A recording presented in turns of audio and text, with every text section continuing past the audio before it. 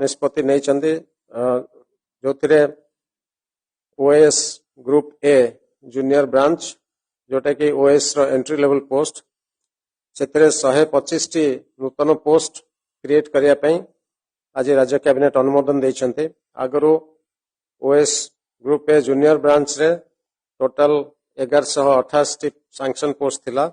बर्तमान 125 T post add हैला परे 1313 टी पोस्ट टोटल तांको कैडर स्ट्रेंथ हबो।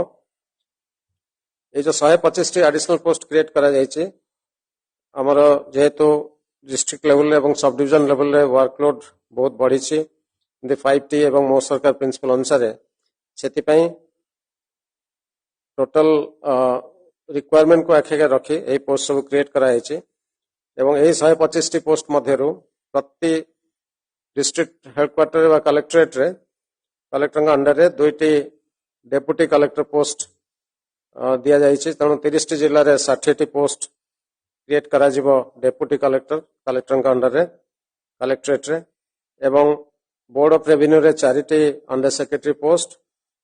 प्रत्येक सब कलेक्टर ऑफिस रे आवश्यकता होतिला अधिक ऑफिसर देवा पई सब कलेक्टर अंडर रे गोटे गोटे डेप्यूटी कलेक्टर पोस्ट क्रिएट कराय छै। तेणु 58 टी जाक सब डिविजन रे गोटे गोटे डेप्यूटी कलेक्टर पोस्ट नूतन भाव में क्रिएट करा जिवो।